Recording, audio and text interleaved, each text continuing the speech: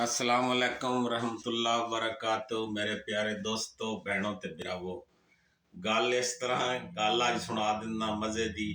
बड़े चिरां बाद ना, महीने डेढ़ बाद ना कितें गए अस विजिट ते उदों वापस हटिया ते हुण वीडियो बनाउण लगा। ते ये वीडियो जिहड़ी ना मज़ाहिया वीडियो ते पंजाबी वीडियो है, ते गौर नाल सुनना ते शेयर भी करिया। वो चार बिरा ते वड्डा जिहड़ा ना बिरा वो बड़ा कम्मा कारां वाला ते कम्मकार बड़े करदा, अगे पिछे जा लगदियां लींदियां, माऊ प्यो की खिदमत करनी।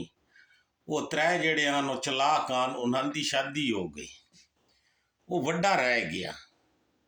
हुण उस कोशिश तो बड़ी की, शादी काई नहीं पई होवे ते गवाडी आ बंदा ते उस आख्या इंज करो, आ वलटोई पीर इत्थे नाल गवाड़ दरबार है उदा, उत्थे लगा जा, उदा पानी भर ते 40 दिन पानी भरी तेरी शादी हो गई सी।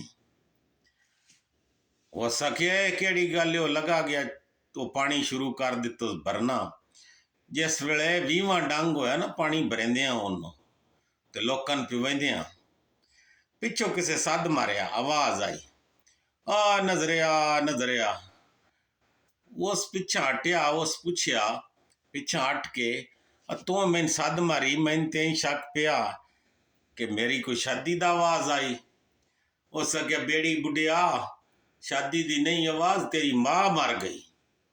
वो जिमें वो गागर जी होंगे, अगे गागरां होंदियां, वो गड़े होंदे मिट्टी दे, वो जिमें चाई आउंदा वो वलटोई शाह दे कोल फत मारे उसू, आख्यो आ है वलटोई, तू मैन की रन देनी, तो मेरे प्यो दी भी खोई।